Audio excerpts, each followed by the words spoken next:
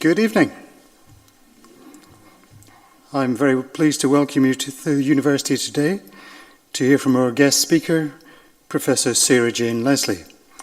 Before I introduce Professor Leslie, I think it's important to note the generous gift which has made this evening possible.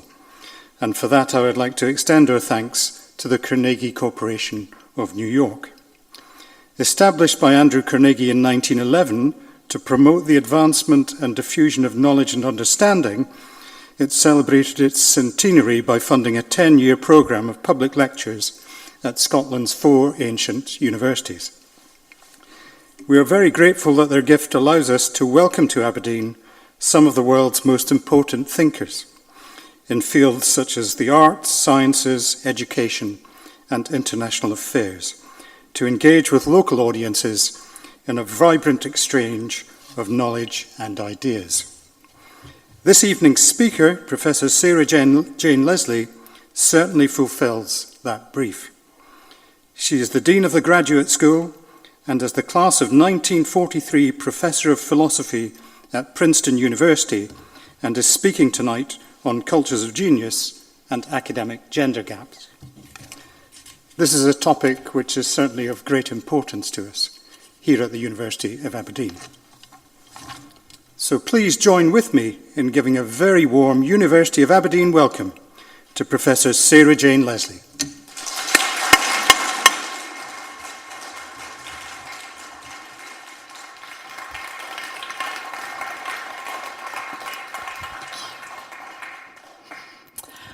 Well, that's very loud.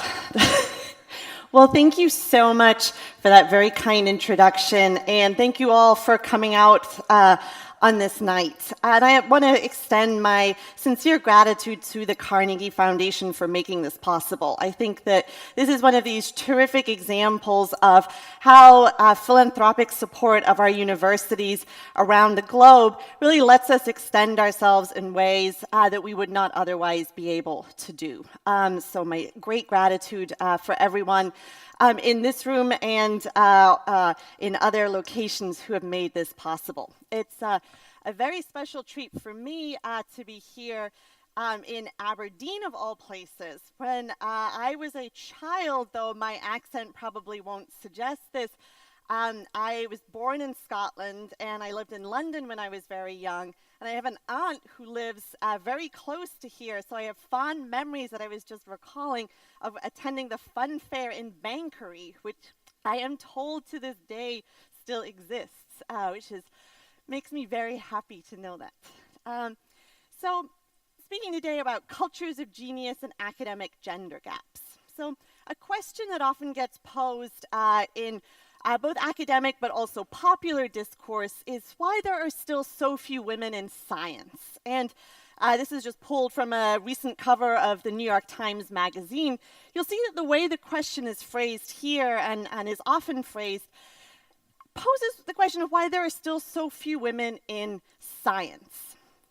We often talk as though science were a monolithic whole in which there were very few women. And this is often contrasted with the humanities and the social sciences, disciplines where it's often thought that there are women aplenty. So you get this sort of idea that there's one bucket, science, or as it's often called STEM, science, technology, engineering, and math, where we have large gender gaps, and then we have all these other disciplines in which there are no gender gaps.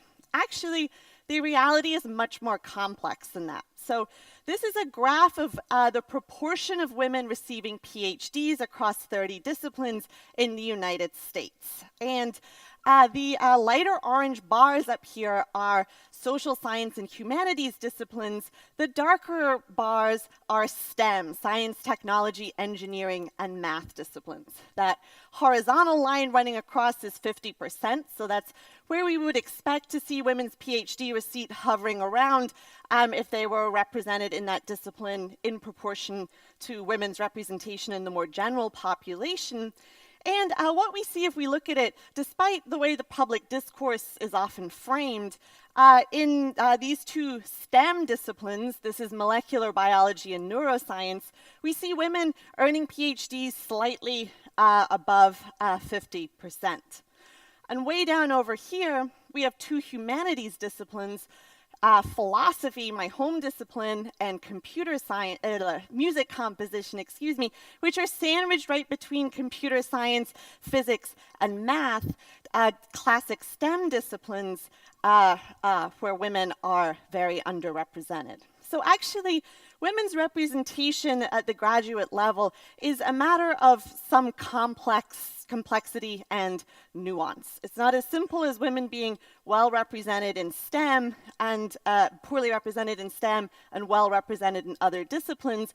Instead, we see a more nuanced and graded pattern.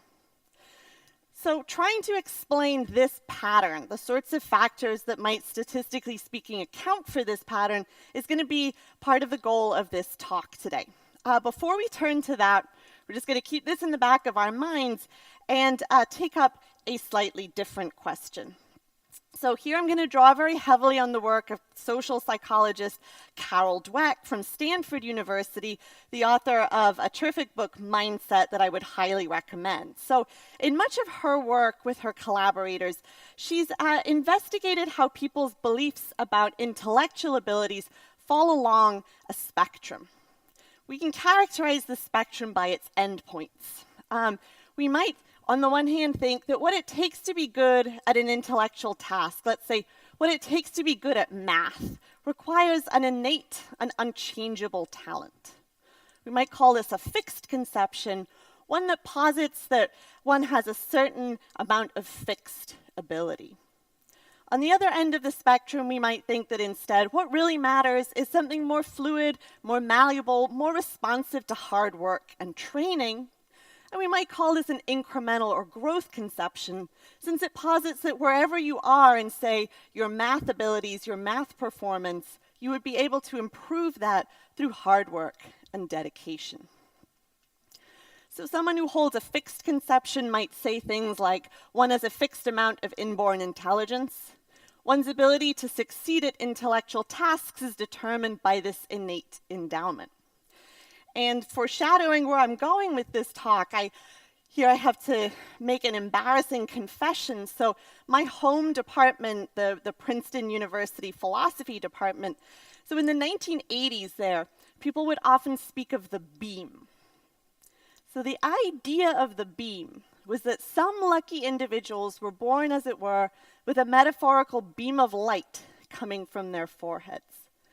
Those who were lucky enough to be born with this beam could shine that beam on any subject matter they chose and thereby be able to illuminate it just with the sheer strength of that intellectual beam. That was considered to be the gold standard for being a successful philosopher, a real philosopher. Those who were not lucky enough to be born with this beam were condemned to forever trail in the wake of those who had it, condemned to be also-rans who would never really achieve philosophical greatness. A very fixed conception, a very brilliance-oriented conception, one that places all the emphasis on what you're born with and minimizes your hard work, your study, your dedication. Someone instead who holds an incremental conception may instead think things like intelligence is malleable. One can increase one's intelligence in a number of ways through learning and hard work. One's ability to succeed at intellectual tasks is never fixed. One can increase this ability over time, rejecting the idea that some lucky individuals are born with a beam of light and that that's what really matters, instead positing that wherever you are, you can improve your capacities.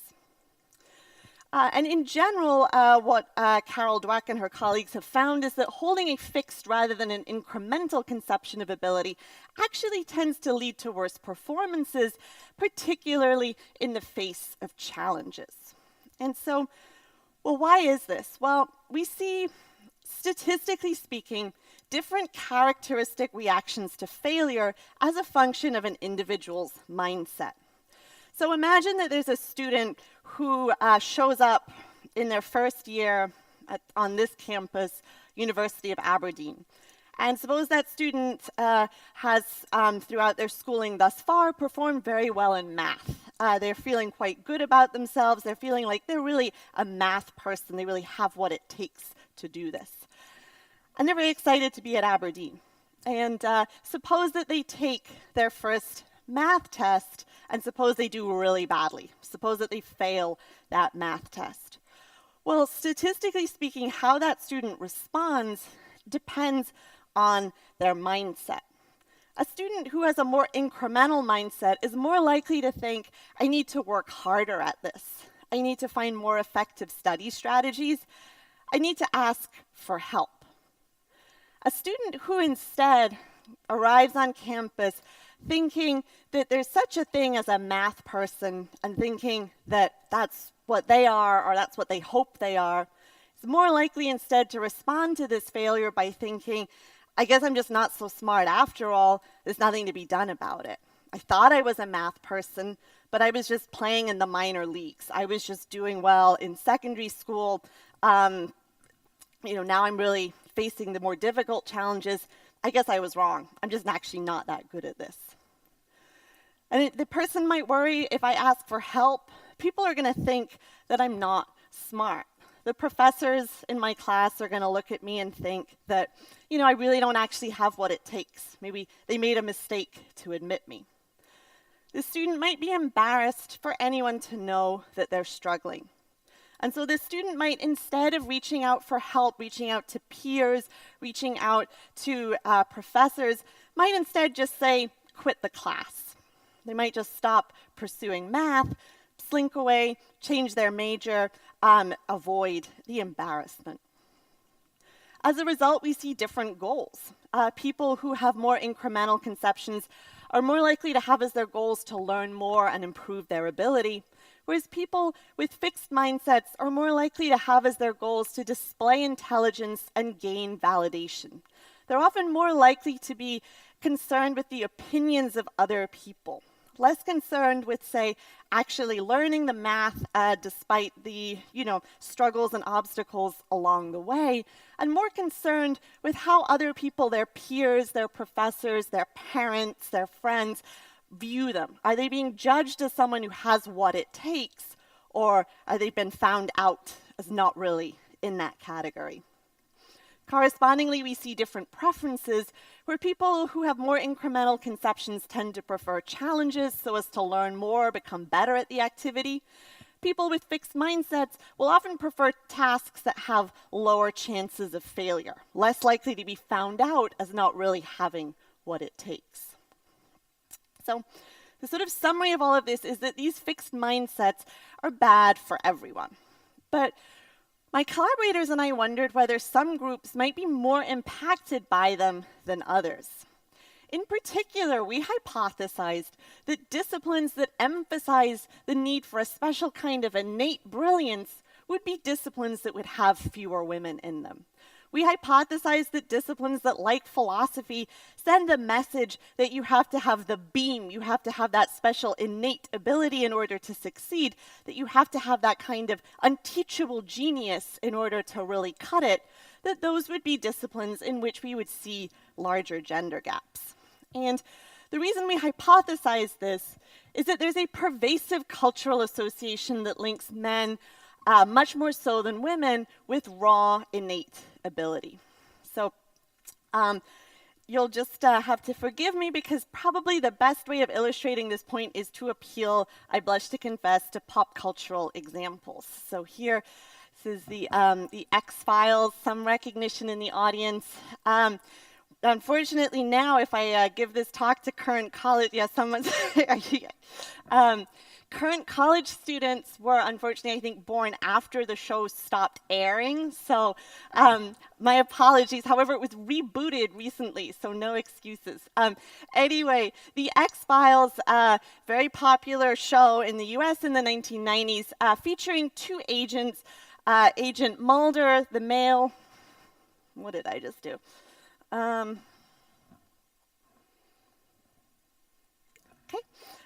Agent Mulder, the male, and Agent Scully, the female agent. And in many ways, particularly in the 90s, the female agent, Agent Scully, was a very progressive figure. In addition to being an alien hunting FBI agent, she's also a doctor and a scientist. She's portrayed as someone who's very intellectually accomplished, someone who is in many ways the equal to the male agent. But the way that she's actually portrayed in the show, this intelligence, this intellectual ability is portrayed as grounded in long hours in the lab. It's portrayed as grounded in her poring over test tubes and microscopes, books. It's a very hard work-based portrayal of her abilities. And yet, despite all of her hard work and effort, she can never quite match the sort of feral genius that Mulder has. He has these like case-solving flashes of insight that come out of nowhere. He'll be seized with this idea that seems absolutely ridiculous and yet essentially without exception turns out to actually be the correct explanation of what's going on. He's described throughout the show as brilliant and a genius in terms of these abilities, adjectives that are never applied to the female agent. And indeed, it's difficult to think of really even one example of popular culture, in popular culture whereby a woman like Sherlock Holmes or Dr. House from that show House MD, or this on the bottom, that's Will Hunting from the 90s movie Good Will Hunting, where he is portrayed as someone who has no particular training in mathematics. He is working as a janitor at MIT. He stumbles upon math problems. Apparently, these are what math problems look like, that the MIT faculty have been themselves unable to solve. And he, because he has the beam, is able to sort of come in there and actually solve these math problems. Dr. House, Sherlock Holmes, again, people who have this kind of untamed genius where they can just cut through and see what no one else can see. Hard to find examples of women portrayed in this way. When we have women portrayed, again, as intellectually accomplished in popular culture, very often it's like Hermione Granger from Harry Potter or Dana Scully from the X-Files. Hermione's abilities are grounded in long hours poring over, in her case, spell books. Occasionally I have been tempted to contrast her with Harry Potter, who doesn't study and yet has the ability to defeat the evil wizard. But every time I make that claim, there's a Harry Potter scholar in the audience who takes me to task on that in Q&A, so I will not make that contrast. I'm on safe ground with Hermione Granger.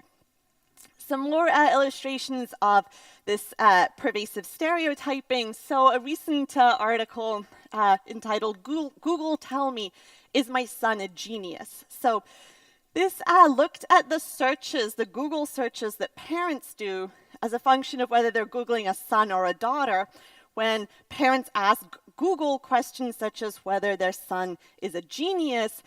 Apparently, this is something that Google could be expected to know. What they found was that for every 10 queries asking, for example, is my daughter gifted, there were 25 queries asking, is my son gifted? This was not just because parents are, say, in general, more likely to Google questions about their sons than their daughters. For example, in the category of appearance, for every 10 queries asking, is my son overweight, there is 17 queries asking, is my daughter overweight? A clear asymmetry when it's appearance related, particularly negative appearance, much more likely to be about a daughter. When it's positive intellectual attributes, much more likely to be about a son. Some further evidence from this, from laboratory settings or from studies. So when boys and girls are equally matched in elementary school in math performance, teachers reliably believe that this is due to greater effort on behalf of girls and correspondingly attribute to boys greater raw ability. These are, again, students in elementary school who are performing equally in math. This is the teacher's attribution of what the ground for that is. And this has particular consequences for the teacher's anxieties about how the student will perform as the level of math becomes more difficult. Concerns that if the girl is getting by, in the teacher's perception, on effort, she'll max out earlier. Whereas if the boy believed to be getting by on raw ability will be able to continue to succeed in math. And teachers' anxieties about failures for their students are actually extremely predictive of students' performance, just the teachers' anxieties. Women are robustly estimated to have lower IQs than men when in fact they have the same IQs. So for example, when men and women are actually matched in their IQ scores, people will reliably estimate the woman to have an IQ of about 10 points lower than the man. That's true when people are asked to estimate this for, say, acquaintances, people they don't know terribly well. It's actually also true if parents are asked to estimate the IQs of their sons and daughters who are in fact equal on this score. So again, I could go on about this evidence, but against the backdrop of all of this, my collaborators and I framed what we called the field-specific ability beliefs hypothesis. So this was the hypothesis that greater gender gaps will be found in academic disciplines that place more emphasis on raw talent. We thought that just as people's beliefs about what it takes to succeed at intellectual tasks fall along a spectrum, we thought that maybe academic disciplines would also be able to be located along a spectrum. That some disciplines would think that what really matters for success is more than anything dedication, passion, putting in time, developing skills, working with others. And other disciplines would instead have a more beam theoretic conception, thinking that what really matters for success is a special kind of unteachable ability. So to assess this, we surveyed about 2,000 academics across the United States in 30 disciplines. And we just asked them questions about their own discipline. As a philosopher, I would have been asked questions such as, to succeed in philosophy requires a special aptitude that just can't be taught. And I would have rated my agreement with that on a 7-point scale. I could strongly disagree, I could strongly agree, and everything in between. We had a battery of 8 questions of that sort. They correlated with each other, which we used to calculate a score.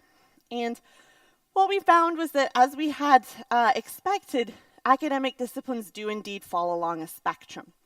The ones over here on this side of the screen, such as education, psychology, sociology, anthropology, as well as neuroscience and molecular biology, were disciplines in which the practitioners thought that really hard work, dedication, learning were very important parts of success. Over here on this end of the spectrum, we have disciplines such as engineering, physics, computer science, math, where the practitioners answered that actually no, success really does require something that really can't be taught, a special kind of aptitude. And what was important for our purposes was that where the disciplines fell along this spectrum correlated quite nicely with the proportion of women receiving PhDs in those disciplines. To the extent that disciplines emphasize the need for raw ability, we saw, statistically speaking, women being less likely to receive PhDs in those disciplines. And if you're wondering what this little outlier is over here, I blush to confess that that is none other than my home discipline of philosophy, all the way out there, even more extreme than math and physics, all the way out there by its beamy lonesomeness, thinking that more than anyone else, to be a philosopher, you really have to be brilliant.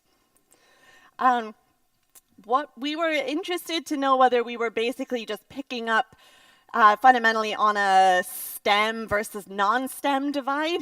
And actually what we found was that these correlations held actually to basically essentially the identical degree if we divided our disciplines up into STEM subjects and social science and humanities subjects. So we see again, even within these broad divisions of academic disciplines, we see again that the emphasis on the need for brilliance is statistically correlated with women's PhD receipt. But of course, women are not the only social group that's stereotyped as lacking raw ability. For example, particularly in the United States, racial and ethnic minorities, particularly African Americans, are often similarly stereotyped. Just as women face stereotypes, that are less likely to associate them with brilliance. The same sorts of stereotypes, unfortunately, plague African Americans in the United States. So we wondered whether these beliefs about the need for raw brilliance would affect racial diversity as well. And we found that indeed they do. Way up there in that corner over there is education.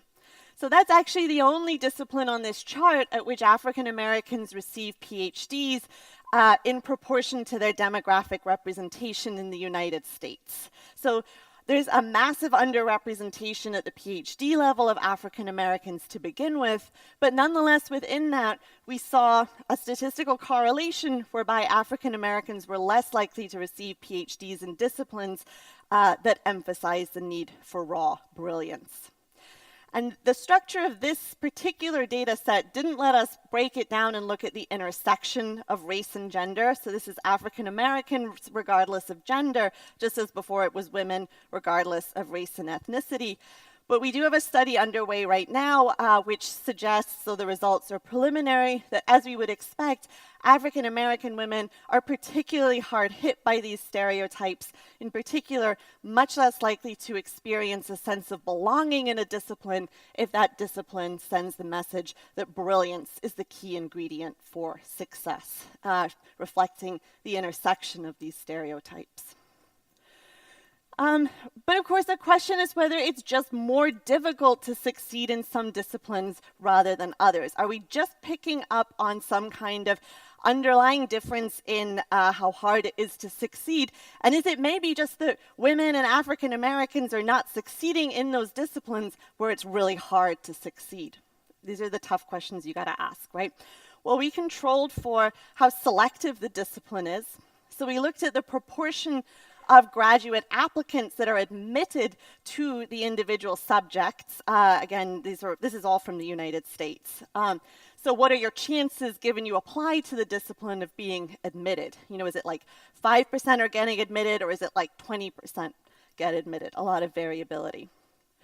We controlled for the GRE scores of the graduate applicants. For those who are maybe not familiar with the GREs, it's a standardized test that we use in the US, probably way more than we should. There's a verbal component, a writing component, and a math component.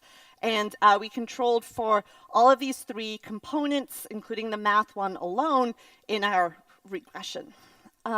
We also independently controlled for how math intensive the discipline is, how much math is utilized in doing these disciplines. So we used a statistical technique called a regression to take into account all of these factors and see whether even when we're taking them into account, the beliefs that the practitioners have about whether brilliance is required above and beyond all of this still predicts women's representation and African American representation.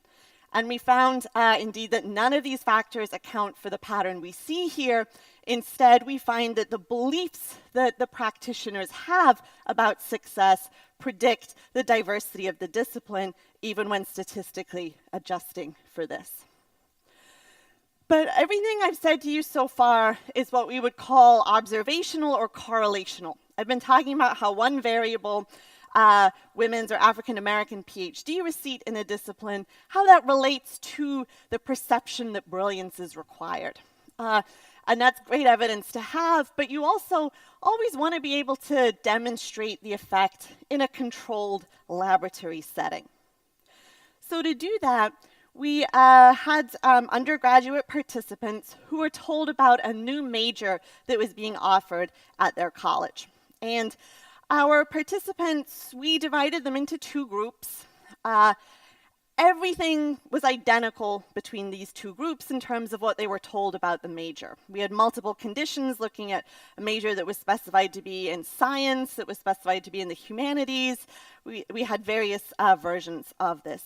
But for all of these versions, everything was identical between the two groups, except that they were both told that the faculty associated with this new major had been interviewed about what kind of students they were looking for. And one group was told that the faculty had said that they were looking for students who were dedicated, hardworking, motivated, and passionate. The other group, everything the same, except they were told that the faculty were looking for students who are brilliant, intelligent, talented, and smart.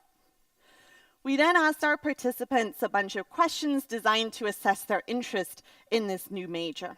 And what we found was very comparable reactions to the major that was described as being for hard-working students between men and women. But we see a statistically significant difference whereby the women were less enthusiastic, less interested in pursuing this major when the adjectives associated with it were brilliant, intelligent, and smart. So those were adult participants. Those were college students of age 18 or older. But we wondered whether you have to wait that long to see these effects. 18 years is a long time, plenty time to learn about stereotypes. In fact, stereotypes are often acquired much, much, much earlier. Young children, starting around age 3 or 4 on through the primary school years, are like little sponges for societal stereotypes around them. Kids need to get information about the world, and they need to get it quickly, so they're very attuned to all sorts of cues that the adults around them may not be consciously aware of, but these kids are very attuned to that. They pick up all sorts of things from their environments. And we were particularly interested in kids of around age 6 and 7. So at that age, the girls are, if anything, outperforming the boys academically. Girls get better grades in school, including in science and math, and the kids of that age are aware of that. They're aware that the girls get at least as good grades as boys, if not better. And yet, 6 to 7 years is a long time to pick up social stereotypes. It's a long time to hear those subtle messages that are all around us. So we wondered whether children of age 6 and 7 might be impacted by these stereotypes. So to test this, we used the same kind of structure that we did for our adult experiment, dividing our kids into 2 groups, though each child was tested individually. And we told the kids in both groups about a novel game that we sometimes asked kids if they wanted to play. Everything about the game that was told to the kids were identical, regardless of which group they were in, with one exception. One group of kids was told, but here's what you have to know about this game. It's not for everyone. It's only for kids who try really, really hard. Only hardworking kids can be good at this game. The other group of kids, again, everything the same, except this game is only for kids who are really, really smart. Only smart kids can be good at this game. We then asked these children, these 6 and 7-year-olds, questions such as whether they would like to play the game. If they were playing the game, do they think they would feel happy or sad? Is it something they would like to do tomorrow? And we found at 6 and 7 years of age, no difference between boys and girls when the game was described as being only for hardworking kids.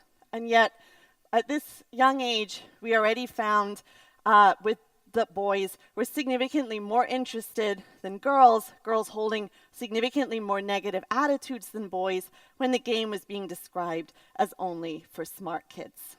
Again, regardless of knowing that they perform at least as well as boys academically, the girls were already being impacted by these stereotypes. And I think that that's a really important piece of information to have before our minds as educators. If we're seeing students in our classes of age 18 and above, that's about 12 years of operating under the influence of these stereotypes. So where do we go from here? Well, I think ideally we want to eliminate these harmful stereotypes. I think ideally we would want our little girls, our 6 and 7-year-old girls, to not grow up feeling that games, careers, classes that are for smart kids are not for them. But the age at which this is absorbed makes this a very difficult and long-term societal project. It's not the kind of thing we're going to do overnight. When kids pick up on stereotypes, that usually means that the stereotype is deeply embedded in the world we inhabit. Not easy to change. I think, though, that we can encourage young people to make choices that shatter these stereotypes. It's not a cure-all, it's not a magic bullet, but I think that it's something that all of us individually here sitting in this room have the power to do. Some practical suggestions. So I encourage people to not use words like brilliant, genius, and gifted. I would go so far as to say that even when we're talking about Elizabeth Anscombe, very accomplished philosopher, or Marie Curie, to not even say how brilliant they were. It might seem that in doing so, we're putting forward to our girls, to young women, positive examples of women who are brilliant. Actually, what a lot of the literature shows is that if someone has already absorbed a stereotype, they often say, well, that's fine for her, but that's not me. It's all very well for Elizabeth Anscombe to be brilliant. She managed to make it as a philosopher, but that doesn't really do much to help me. And what it's fundamentally doing is reinforcing the idea that the hallmark of a philosopher is brilliance. I think we should stop telling anecdotes designed to illustrate how naturally gifted someone is. This is something I think we often do very naturally. We often like to play up the ways in which things may have come more or less quickly to a person. Very often these anecdotes that we hear, actually when you look into them, are quite apocryphal. Usually when someone's accomplished something significant, it's been against the backdrop of tremendous hard work, long time, and also social support. I would encourage us to offer praise for achievement rather than inherent talent. I think none of this says that we can't offer praise to people, but things like, you worked so hard on this project, you did a terrific job with what you did, you should be really proud of your achievement. Praising the result, the process, the thing that was done, rather than saying something like, you have a real talent for this. Rather than locating the praise in the person in some kind of fixed inherent quantity, instead praising what was actually done. And I would encourage us to not comfort young people by saying things like, it's okay, not everyone is a math person. You have so many other talents, it's all right that math isn't one of them. And there's always some people smiling in the audience because we know that we all do this. We mean to be nice when we do this, right? We mean to, pick a person up who's feeling down. But it also communicates that there are math people and non-math people, that we have this fixed set of talents. And that's really what circumscribes everything. And I think we can have an open conversation about these different ways of thinking about abilities, and we can challenge people who emphasize raw brilliance. Very often people tell tales that get them social acclamation, right? We have the power to shift those conversations in that way. And most importantly, I would say that when you speak from a position of power, don't hesitate to say just what it took for you to get there. And the thing is that I would say everyone in this room actually speaks from a position of power. We don't all necessarily feel that way all the time, and particularly if there are students in the audience, students often feel that they are powerless, that no one is looking up to them. But it's the students, it's the young people currently in college, currently in high school, they're the ones that the 6-year-olds are looking up to. Everyone is a role model for someone. Everyone has a young person in their life who is watching them, even if we don't see them watching us. And we can portray ourselves to those young people as someone who just sailed through effortlessly, someone who just kind of rolled out of bed and accomplished great things because we were lucky enough to be born with the beam. Or we can actually say how messy and how difficult it is to do anything at all worthwhile.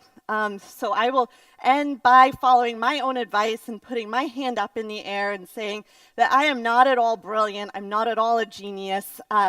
I've really struggled in my career. I've failed many times. I've had many setbacks. The only reason that I had the opportunity today to speak in this incredible lecture opportunity is that I picked myself up and kept on going when things went wrong. There's no other secret to it than that. So thank you all so much.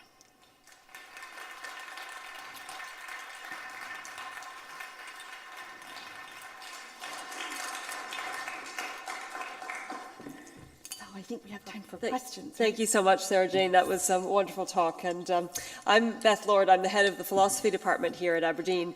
And I can also say, hand on heart, that I'm not a genius either. Hard work and lots of luck, I think, is a big part of the story.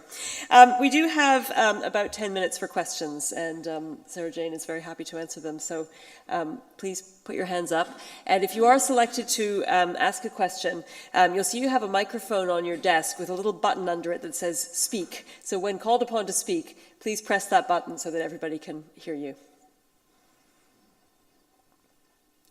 Yes.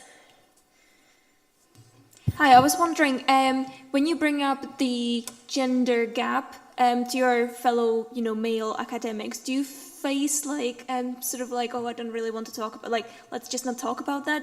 Or do you find women more receptive to researching those sort of areas? That's such an interesting question. So I do think that often women, when they hear me talk about this material, there's often a recognition. There's often a feeling that, yes, that actually described my experiences. I know even for myself, when I started doing this research and I look back at earlier experiences that I had, I saw them in a different kind of context. So I think that, if you have that lived experience, then there's a certain amount of increased receptivity. That said, I think that the colleagues that I have at my university, the male colleagues, have really, really come on board. They really want to diversify their discipline. I am very fortunate, I think, to work at a place where the general ethos is that if we're going to be the best that we possibly can be academically, we need to be drawing people from all sectors of society. We need to be being inclusive. We need to not just carve out a sliver of the population and only look to give opportunities to those people. So I have found a high degree of receptivity there. That said, some conversations are difficult, some conversations are awkward. And I would advise a young woman who is maybe starting to have these conversations with people to keep going, to not let yourself be deterred from having those conversations, to be firm, to be calm, to be always poised in them, and also to be empathetic, because very often people react in a way that we think is coming from a very negative place, but actually often if we're kind of empathetic and generous, we offer some kind of grace to our interlocutor, then actually we can see better where they're coming from, have a better conversation, and actually, in the end, move the conversation forward more productively. Thank you. Yes, Ian. SarahJane, thank you very much indeed. Did you map any of this data against people who are second or third generation university trained? Meaning, so did we look at, say, people who are the first generation in their families to attend college? Is that? Yeah. No, so we haven't done yet, but I think that would be a really fascinating next first step. That's something, at least in the United States, is really starting to get a lot of attention now. In the past, I think that's been a population that's been overlooked. Princeton actually, there's a network group around that was called for a while the Hidden Minority Council, because the idea was that you're actually a member of a minority that's a very important part of your identity, but it's hidden, it's not discussed in the way that race, gender, and other identities often are. The simple answer to your question is no, we haven't looked at that. I think it's a very interesting and complicated question. I'm actually not entirely sure what I would predict there. I think it would probably intersect in so many other ways with other elements of that person's identity. I think that much as there would be, I think, many people who, being from first-generation, low-income backgrounds, would not pursue fields that are said to require brilliance, there may also be other people who come from those backgrounds where there's a sort of will hunting identity, if you like, where you really see yourself as having a special gift that lets you succeed. My father was the first in his generation to attend college, and I think that he actually benefited in some ways. Of course, he was also a white man, from having that kind of mindset. So I'm not entirely sure what I would predict there, but I think that would be a really fascinating research question. Thank you. I think there's a question at the back, yes? Hi, thank you very much, very interesting. In the UK, primary and secondary education is largely dominated by female teachers. Is this influential, or because there seems to be a contradiction there between you saying that teachers assess children as girl children as not being particularly brilliant, yet we have, is this because our teachers are themselves taking through biases that they've experienced to influence their? Yeah, no, I appreciate the question. It's the same in the US, particularly at the elementary or primary school level. Teachers are overwhelmingly women. So women can be very sexist too. Women absorb stereotypes just as much as men do. If there's one take-home message from the broader literature that I work under, the implicit bias literature, it's that we all have implicit biases. We have biases against groups that we are also members of, just as much as we have biases against other groups. So I don't think it's at all surprising that women, having internalized these stereotypes, apply them not just to themselves, but also to other women or to other girls. Indeed, there was a different researcher, a colleague of mine. She looked at the impact of math anxiety on young children's math performance, and she found that actually elementary school teachers very often had high levels of math anxiety, feeling anxious about their ability to do math, and that actually interestingly intersected with the fact that many elementary school teachers are women, since potentially that's offering to children examples of people who are anxious about math and who are most likely to be women. I'm not entirely sure what the status of that research is, but at least when I heard it articulated, that was what I understood from it. But thank you. I think we have time for one more question, if there is one. Yes, up at the top. Just to sort of follow on from that, I was just wondering if in that situation, do you feel like boys are more likely to have growth mindsets, or women are just, for want of a better word, more vulnerable to those kinds of mindsets, or is it just that they're more bombarded with these kinds of judgments? I think that, so both boys and girls, men and women, can have growth or fixed mindsets. But there seems to be a particular intersection whereby if you are a woman and have a fixed mindset, or you're surrounded by other people who have fixed mindsets, that's when you're going to be particularly hard hit. So if you think that what it takes to be good at math requires a special innate ability or a fixed mindset about math, then when you're bombarded with messages that women aren't likely to have that ability, then you may doubt yourself. But I'll also flag that even if I, as a woman, let's say, have very much a growth mindset about math, it may also be that other people encourage me less, right? So it isn't only just in the individual, it's also how other people respond to you. So I might have a growth mindset, other people may have fixed mindsets about math, may look at me as a girl, if we roll back the time machine, right? And think that I probably don't have what it takes. There was one more question just down here, and it seems a shame not to take it, so please, go ahead. Well, that's a lovely confluence for the end of the session. Thank you very much, everyone. Please join me in thanking SarahJane Leslie for a wonderful, stimulating talk and a very generous question session.